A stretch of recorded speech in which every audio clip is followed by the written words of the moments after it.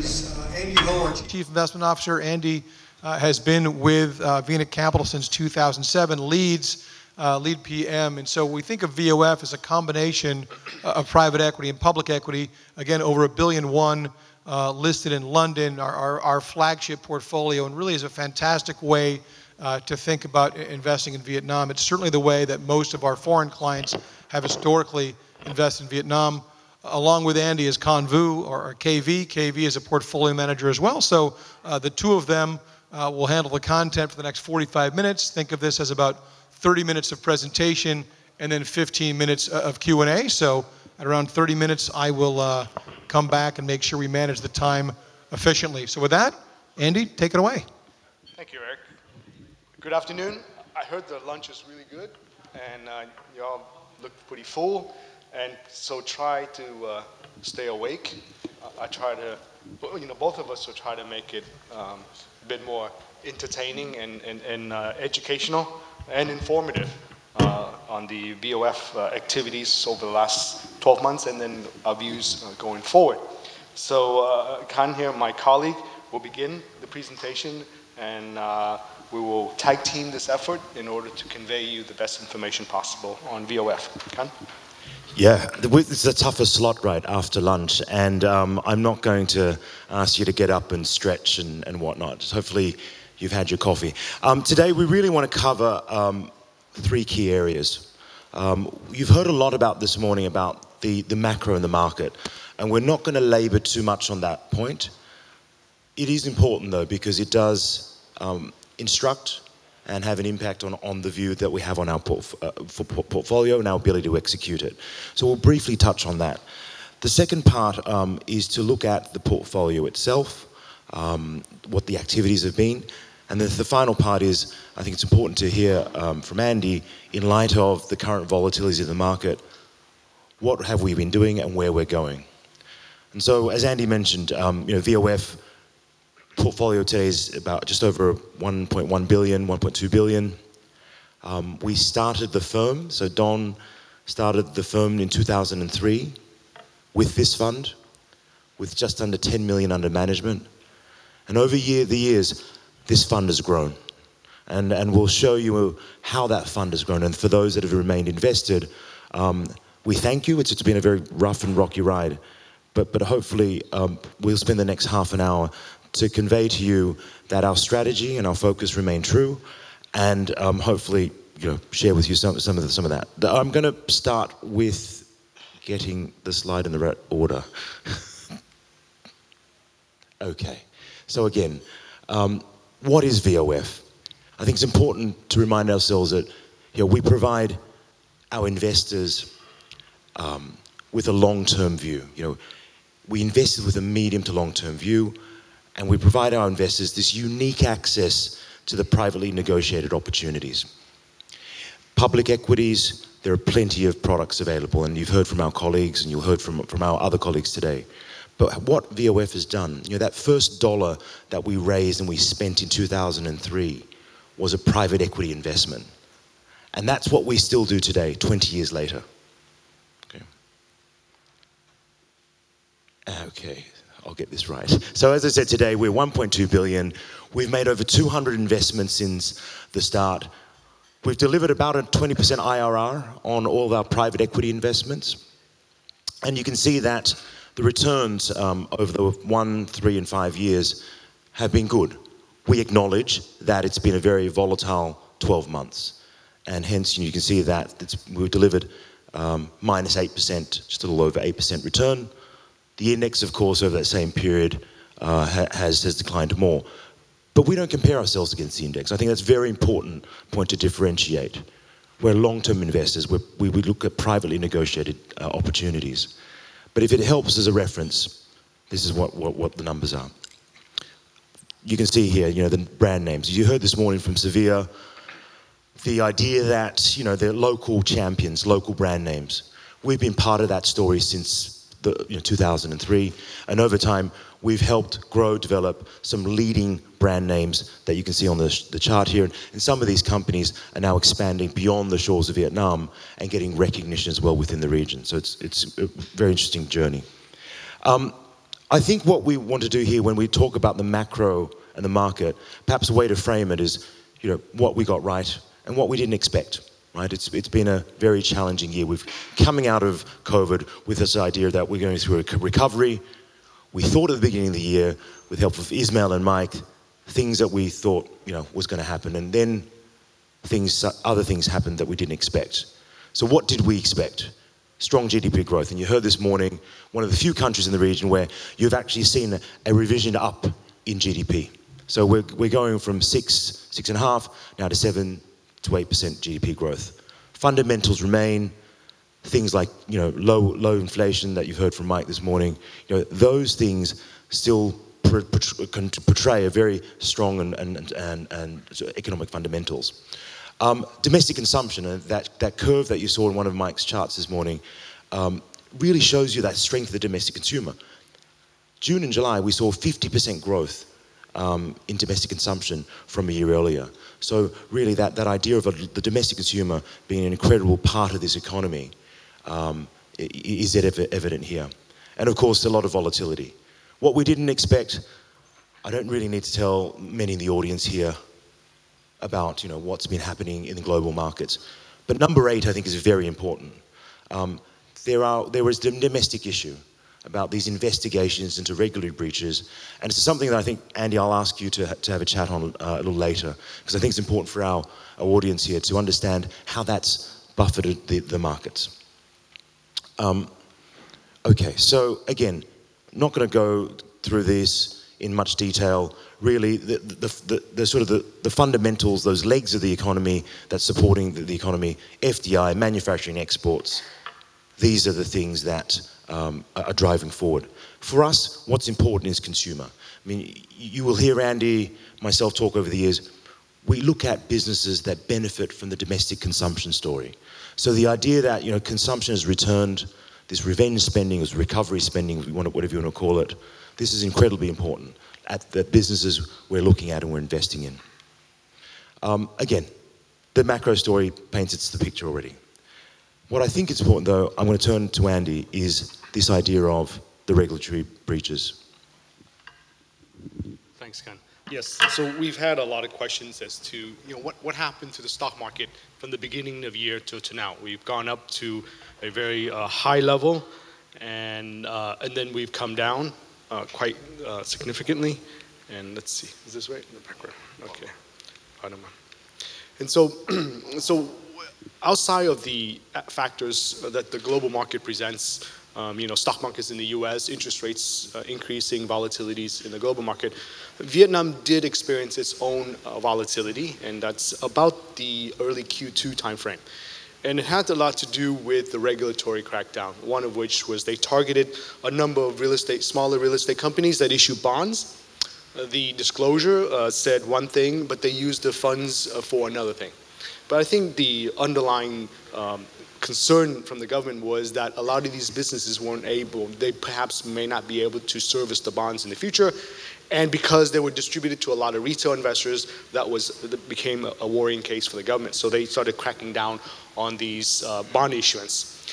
The second one, and I'll talk to you guys about the impact on liquidity and valuation as well. The second point was there was a lot of stock market manipulation. Just like what happened in the US through Reddit or Robinhood, Vietnam faced similar things. You have people, a small group of people, talking up certain stocks. Like in the US, they talk about AMC Theater or Bed Bath and Beyond. The fundamentals aren't there, but they talked about it, and the price of those shares went up. So what happened was Vietnamese investors were also excited. These groups of people in Vietnam were using social media to push up certain stocks. Vietnamese people were excited. They were staying home during COVID. They had extra cash. They went and opened an account. So we had record level of account opening, anywhere between 400 to 500,000 accounts per month at the peak. And then what happened was they borrow against what they put into the account. So that's called margin lending. That went up as well. So from roughly a time frame of January of 2020, we were trading at $150 to $200 million a day. So through this COVID period, through the participation of the retail market, through the amplification of this social media, on pushing up share prices, we saw a situation where account openings were at record level and the daily average trading liquidity, the average daily trading volume, reached $1.4 billion in late 2021. So when the government started to crack down on this in late Q1, early Q2, obviously by removing one factor, which is the stock manipulation, that caused the liquidity to come down quite significantly, as well as volume, as well as value. And at the same time, they also cracked down on companies who are issuing bonds and using the proceeds inconsistent with what they've disclosed, again, making a lot of people worry that real estate businesses or businesses that are highly dependent upon debt will find it more and more difficult to issue bonds, which is true. But as of late, I think about a couple weeks ago, the government came out with a revised decree on how bonds can be issued, who can participate in the bond market. So we expect bond activities to be revived again, but maybe not at a level that we've seen previously. But the bond market right now is still at its nascent stage. It's got a lot to go. It's got the size is small, and it has a good opportunities to grow from here on. But what happened was, in summary, we had a couple of bad characters that broke the rules and regulations. They were arrested. And it shows that the government of Vietnam is very serious about the rules and regulations, and we respect and we like that. And it increases the quality of the capital market in general and as a whole. So where are we at today? If you look at the daily trading volume, the average daily trading volume, we are still 3 to 4 times higher than early 2020. Although we're not at a peak of 1.4 billion, we're about $500, $600 million a day today, which is relatively strong and good. But as far as valuation is concerned, we are coming down quite a bit, between 25 to 30% from the beginning of the year. And as you can see here, PE ratios reaching the lower double digits, and the price to book value also coming down. All in the same time, we are still believing in general that the EPS, the earnings growth, will continue to grow for 2022 at a rate of about 15 to 20%, and GDP growing at about 8% for this year, and maybe around 6 or 7% for 2023. So Main Street's going. It's busy outside. You guys see cars, taxis everywhere. You have to book a place at a restaurant to eat. The market has a bit of a rough patch. It's going to take a bit of a time to revive, but the volume is still very strong. Okay. So before we go into the portfolio, a lot of folks have told me, Andy, why do you stop with the risk side? And people leave the room thinking, hey, it's a risky place to invest. So I'm going to put the risk at the front end. I'm going to talk about what are the risks that we face today, and then we go into the portfolio. One is the rising interest rate environment. You've all seen that around the world. Vietnam is facing that as well. The biggest challenge with a rising interest rate environment for Vietnam is that those that borrow in US dollars are now seeking US dollars to repay the principal or the higher interest. And now, technically, you're only supposed to borrow in US dollars if you have US dollar revenue, which is really export-driven businesses. So I suspect there are a number of businesses that are borrowing US dollars that do not have access to revenue in dollars, and therefore they are seeking dollars to repay their loans. This is not a Vietnam problem. This is a global problem. This morning I read that global reserves in US dollars have declined about 12%. So that means the central bank around the world have to satisfy businesses' need for US dollars to repay some of these US dollar loans. So as US dollar interest goes up, everybody's interest goes up, because one, your currency is going to weaken. We saw that in Europe. We saw that in the UK. We saw that around Southeast Asia, which is what, 10 to 12% lower relative to the beginning of the year in terms of FX. Vietnam's only lost 4 to 5%. The second is the need for dollars to repay dollar-denominated debt. So that's a concern that we have. And I think what may happen in the months to come is that as the US Feds continue to raise the interest rate, the next one I think is in November, 75 bips. I think most governments around the world, including Vietnam, will be under pressure to also raise their policy rates or their interest rates. Otherwise, people will begin to migrate more and more into US dollars. So just to give you a sense of what's happening today with rates, you can take a VND and you can put it in a bank for a term deposit for 6 months and earn roughly 6 to 8%. Our inflation is about, I think Mike said around 3 or 4%, 4%. So you are getting real return. But as the term deposit rates go up, you can imagine other investment opportunities become less and less interesting. So places like the US, we still think, well, they're making negative returns. Why are people interested in that? Well, the dollar is getting stronger and stronger.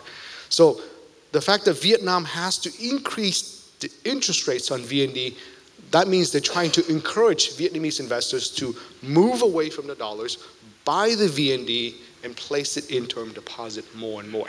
So that's what the Vietnamese government's thinking through. And they may have to think more of that as the months come when other nations around the world keeps raising their interest rates. Okay? No, sorry, some of the other issues that we have. We have a weak investor confidence level, not only from a domestic level, you can see volumes come down, but also foreign investors. We had a lot of questions on foreign investors coming back. Well, last year we had a net outflow of foreign investors. This year we're about balanced, a little bit negative, but fairly balanced thus far. But as you can see, the domestic players, the domestic participants in the market has been weaker than its peak, but still quite strong. Okay, I think the valuations and EPS growth, people will begin to realize it's becoming a more attractive place to invest. And obviously the global slowdown is something we're concerned about and how it impacts Vietnam, because a lot of the exports that we send to Europe or United States are tables, chairs, computers, phones, and those items may not be purchased at large volume this year, later this year, or next year, because these economies are going into a recession. They're slowing down.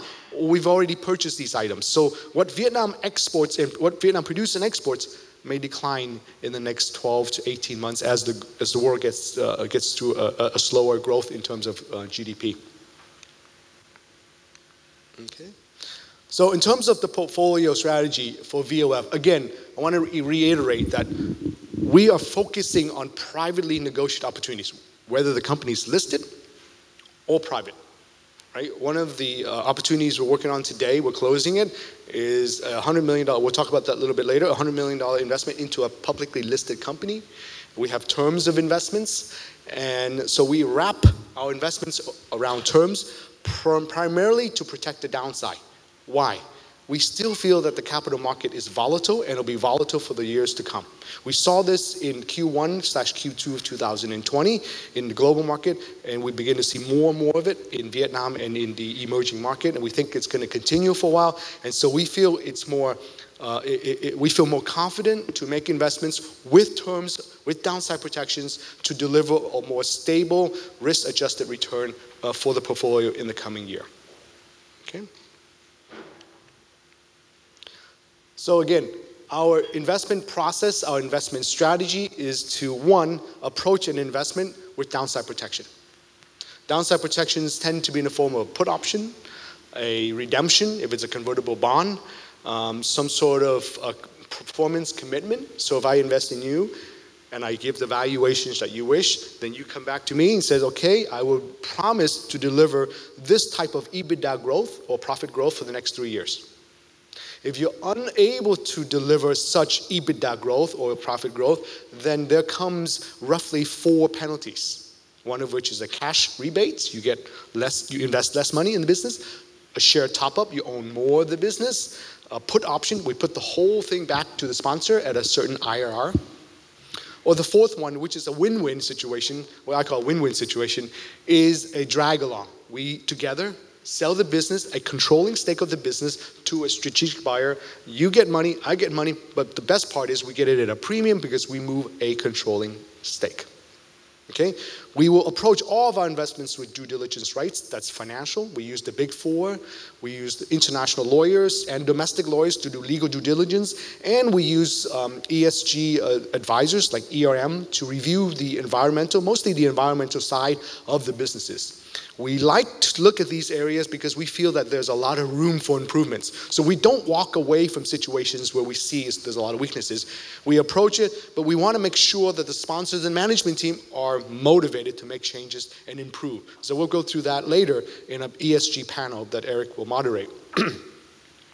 And the third component is we need to return money to the fund, to our shareholders. So how we look at every one of our investment is we do a risk-adjusted return on our investment. What is the risk and what is the return? So we may not take on a high return investment because the protection, the risk is higher, but we may take on a lower return investment with all the bells and whistles to protect on the downside. So risk-adjusted return is very, very important as how we approach our investments. Okay? Now, a lot of people ask, well, if you spend all this time in private equity, why is 65, 70% of VOF's portfolio exposed to listed? Well, the truth is we made most of these investments are listed today when they were private. So we spent all this time negotiating our terms and investment in a company like HPG, the largest steel company in Vietnam. We invested when they were about $400 or $500 million. They were private. We made the private investment. We took them public. We continue to hold on to those shares as public company, and we watch it grow to $7.2 billion. We'll talk a little bit more about it. But that's an example of where we made the investment while it was private, yet we hold it on to our portfolio as a public entity. So if we look at the portfolio today as a snapshot on June 30th, 2022, 78% of the portfolio today, we enter as a privately negotiated investment. Okay? 22%, we purchase the stocks in the market, just like other stock picking, but primarily almost 80% of our investment have been on the private side. Now, it's actually around 10 to 15% on the stock side, but because capital appreciation that we've seen over the last 12 to 18 months leading up to June 30th, you can see a big component of it rise on the stock purchase on the stock exchange. But the point being is we spend 80% of our time looking at private opportunities, negotiating these opportunities. But if we look at the portfolio, it could easily be classified as a listed or a private investment. But primarily, 80% of our investments are done through private entry. These are some of the numbers of our investments. Okay, now I'm going to turn it over to Kan to talk about some of the performance that we've had over the years. Thanks, Andy. Yeah, I think what's useful though is that we talk about our approach, it's privately negotiated opportunities. The question is, are we losing out to the public equity? Are we losing on the upside? And this is a 3-year relative chart. And look, the markets have done very well in 2020, in 2021. Right? Vietnam, best performing market in the region in those 2 years. Calendar year to date, worst performing market.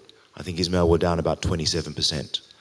I think what this line, if you wanted the takeaway from this line, is that the red and the green show you our public portfolio and our NAV. You're still capturing upside in excess of that index, the black line there. So the strategy that we're executing doesn't mean that we're losing out on anything. These downside protections that Andy talks about, the ability to have some kind of, minimum expectation to returns, it's embedded in the portfolio and reflects in the NAV. So I think, again, we don't like to compare ourselves to indexes and benchmarks because we do invest for the long term through the cycles. But for investors, I think perhaps it's useful just to visualize that you're not losing out. And again, we've been doing this for 20 years, and this chart is from inception all the way up to I think it's June this year. This is one of the things that we try to do is explain how we go about differentiating, and we spend a lot of time as a team thinking about this. And perhaps Andy, maybe share with you how we should read this. So we went through with you what the hard work that we do to make the investment, and now we want to show you the results of what you see as an investor. So this is a slide to show you that we are differentiating as a product for investors around the world. VOF delivers similar returns to the folks on the right side. The folks on the right side focuses 100% in the listed equities. Okay, so we deliver similar levels of return, yet we're on the left side because when we measure our NAV volatility or standard deviation on a monthly basis over the last 3 years, so we look at the volatility of the NAV for the last 3 years, on a risk-adjusted return basis or Sharpe ratio, we are much higher. So in other words, we deliver similar level returns to our peers, yet at a much, much lower volatility in terms of NAV. Why? Because about 30% in the existing portfolio right now is stable. It's not mark to market like the listed, but it has downside protection.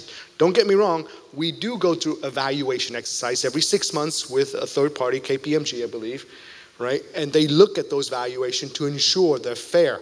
But the terms that we have structure around those investments provide the stability of the NAV within our portfolio. And as a result, as a whole, we deliver similar level of return with a much, much less volatility in terms of NAV.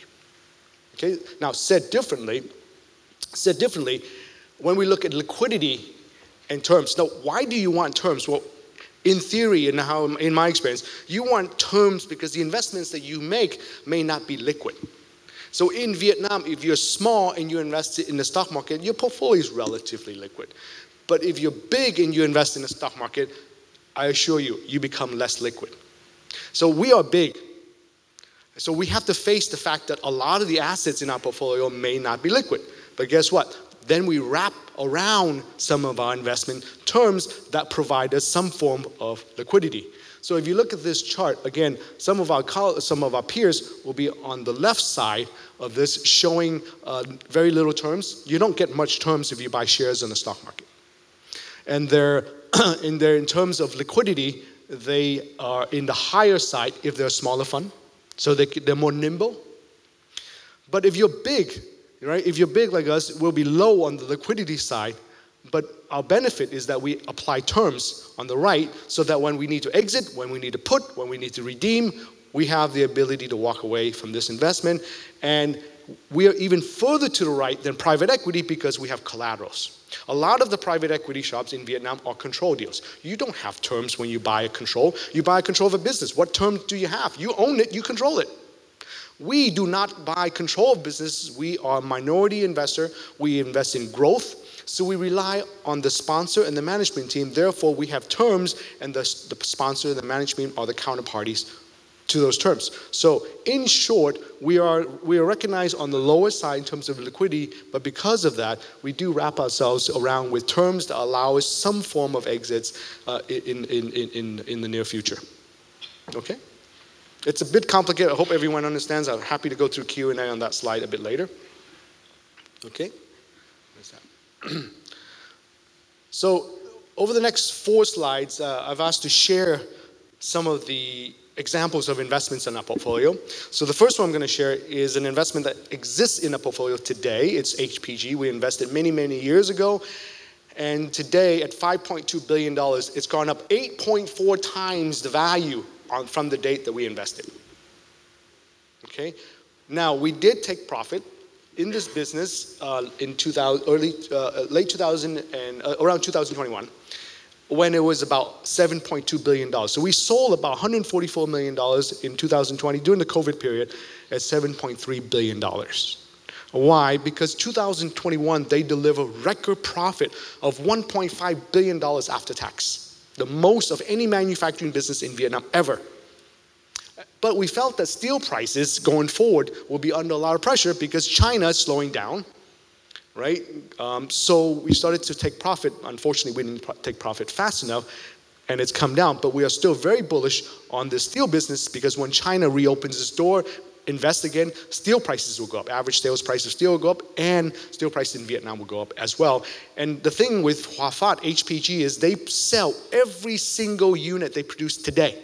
Every single unit. That's because they're the only fully integrated steel complex in Vietnam. They produce steel at a much, much lower cost than the competitors. So it's only a matter of average sales price going up and down relative to global prices because they sell everything they produce. At the next level of capacity introduction, opening of new capacity will be late 2024, early 2025. So they are investing today, and we expect late 2024, early 2025, they will introduce new capacity into the market. The second investment we made is into a company, a bottling company. We call it Project Newton. We made this investment a few years back, and a few months ago, we exited this investment completely with an 18% IRR. We sold this to a strategic investor called Indorama. They're the world's largest PET bottling company. They produce PET bottles for Coca-Cola, Pepsi, what have you. And the company we invested in is called NNG. They also produce PET bottles for Coke and Pepsi and all those folks in Vietnam. We made this investment a few years back. We restructured the balance sheet. They were in quite a bit of debt. We invested in new machinery and equipment, in machines and equipment that is more environmentally friendly, less energy driven, uses less electricity basically. And we brought in a COO, an international COO, to help run the business, and we sold it to Indorama. This is an example of an investment where we fully exited, and this one's unique because it's one of the very first public tender offer done in Vietnam. We sold 97% of this business, which is a public company, through a PTO in Vietnam. A third example is Novaland, or Project Nova 4. This is a structured deal. We made this investment when the value of the business was less than $3 billion. That was about a little less than 2 years ago. Today it's a $7 billion business. We expect to exit this investment in December of 2023 with a healthy return of about 20 to 25% IRR. This is a structured investment, which means that the entry date is clear, the exit date is clear, the return is clear. We do have equity upside in the form of a warrant, and we are going to exercise those warrants, as you can imagine, because it's significantly in the money. Okay? The fourth example we'll show is one in which we've signed legal documents, and we are about to invest, subject to regulatory approval. This is an investment into a $2.5 billion company in its respective space. I can't share more details of who they are because we're going to regulatory approval, but they do take a large market share in their respective space. We are putting in a structured deal in this investment with downside protections. Over the next 2 years, if we don't exercise our downside protection, then we will become a common shareholder in the years following the second anniversary. Okay? Are we running out of time?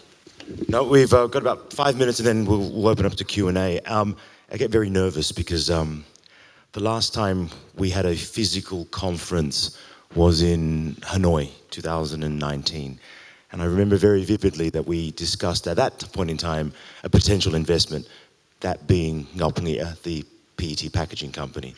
So I guess we've got a bit of a legacy now that every conference, physical conference, we're going to have to get up here and talk about an investment we're just about to make.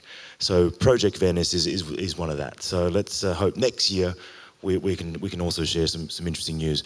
Look, very briefly, how we look at the world and how we look at the world, actually, part of it comes from Ismail's team. You know, we really rely on Ismail's team, the research team, to give us a view of what the next 3 years is. We invest for the long term. We need to see what's happening over the horizon.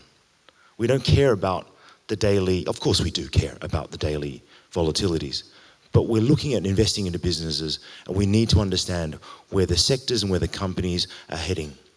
So we have a model that helps drive our thinking around sectors and also drive our thinking around how we should be rebalancing. That model combines an analysis and an understanding of earnings growth as well as risks. And those risks take the form of macroeconomic risks as well as sector and company specific risks. And they feed into this model and it gives us a direction of travel. So this chart basically says the gray bar is where we are today, the red bar is where we'd like to think we'll be traveling within the next 12 months. And you can see that what we've heard today, earnings growth in financials, still very robust, very resilient. That's an area that we potentially want to increase our allocation. Real estate, we're cognizant of some of the volatilities and the challenges, high rate environment, lower credit growth to the sector potentially.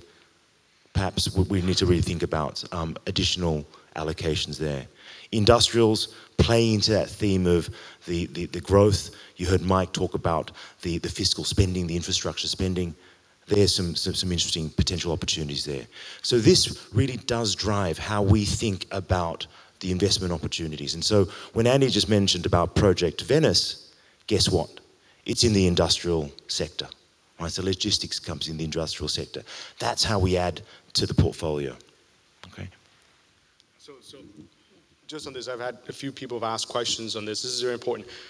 We don't pick stocks, so we don't have the luxury of developing a model portfolio, virtual portfolio to proceed with portfolio construction. But what we can do is look at the sectors that we're excited about and the sectors we're not excited about.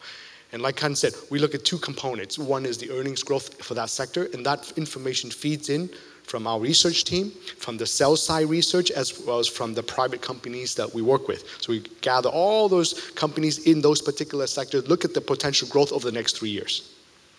That's the numerator.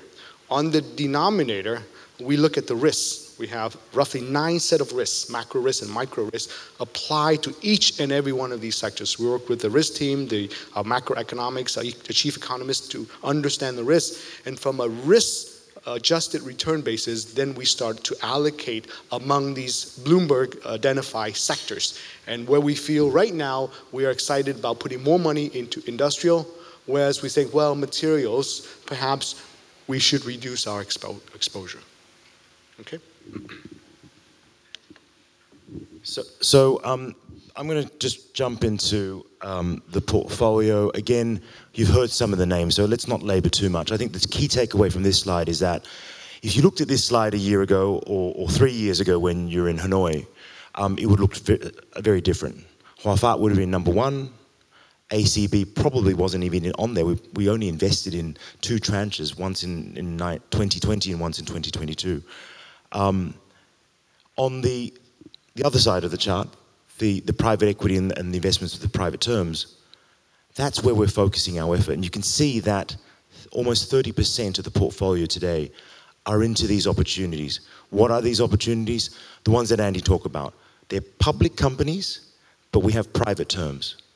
We don't need to go and deploy 40, 50, 60 million there into these companies. In fact, if we did, we'd probably move the market against us. What we are looking for are opportunities to invest with these privately negotiated terms. Happy to hold these investments for 2 or 3 years, get a minimum return, have the equity upside, and be able to have the protections, the belts and braces, the collateral that Andy talks about, that allows us to go to bed at night and actually have confidence that that line that you saw earlier, that green and the red line on the chart, that we're going to be delivering performance on a consistent, regular basis. So the key takeaway here is that our efforts today are on the left-hand side of the chart. It's on the privately negotiated opportunities, the private equity opportunities.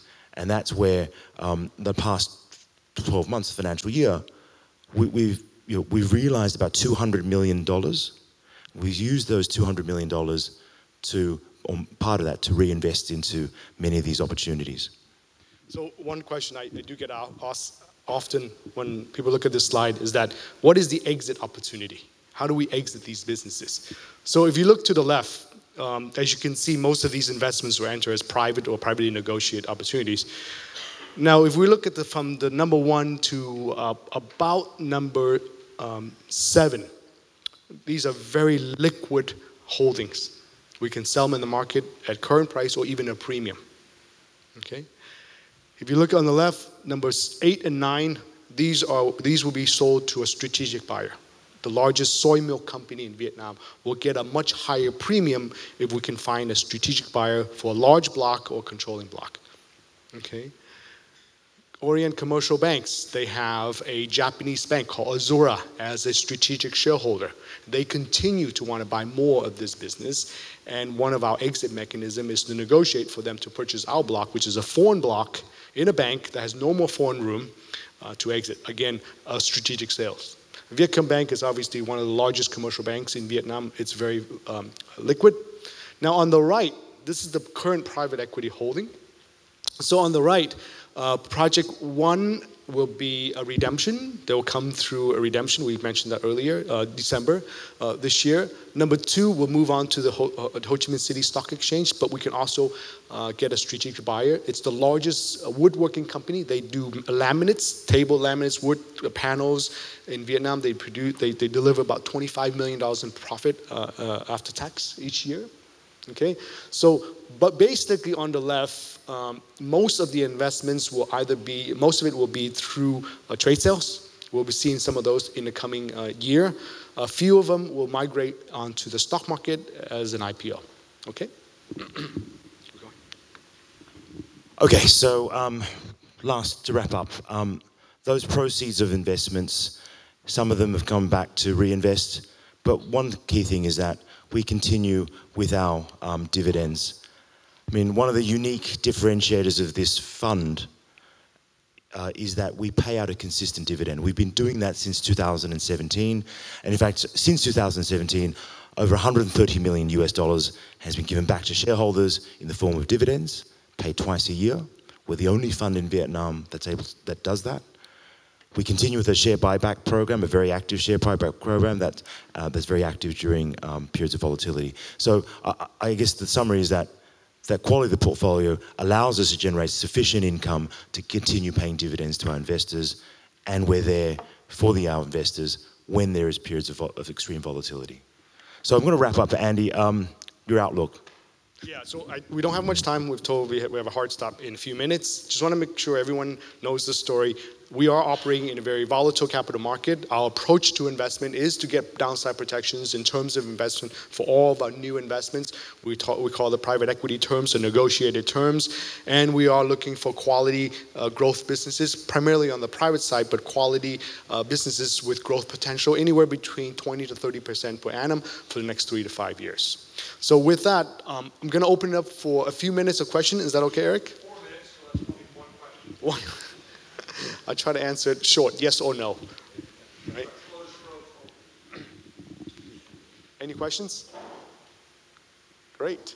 What Yep. would be the typical ticket size that you would consider? Yeah.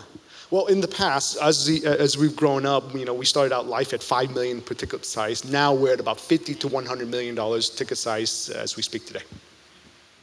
Okay. Yes, sir. Can you say something about valuations? How do you value your private equity position versus the public deals, the private deals you have on top here? So valuation in terms of what's in our portfolio or when we enter? Yes, so in the NAV, the private side, the public side is easy, right? The private side is done by KPMG every 6 months. They do a DCF model, and I argue with them day and night about the WACC. That's all I can say. I'm sorry? It's only every 6 months. Every 6 months, correct. Then they look at the cash flow based on previous performance and going forward and how that looks and terminal values. And again, we just argue day and night about the WACC, what's in it and how much it should be. And the put options on the public equity. Good point. If there's a put option and the share prices go below the put option, typically we'll hold it at the put option bottom. Okay, that's the stability that we create for the portfolio. Okay. In terms of entry, obviously we try our best to argue that, hey, because we're going into illiquid positions, we should get 20 or 30% discount. But at times we're investing in really good company, high growth company, and you may pay a premium. I mean, Vietnam is no different from a place like India, where you may pay a premium for private companies relative to public companies. Okay. 1 minute. I see that. Any other questions? Great. Yes? Do you get board seats as well? Board seats? Board seats, yes we do. That's a great question. Typically our terms include 1 or 2 board seats, an observation seat, and some sort of change in the managerial position, but specifically in the CFO or the product development space. Okay, other questions? Okay, thank you very much. I hope that was fun.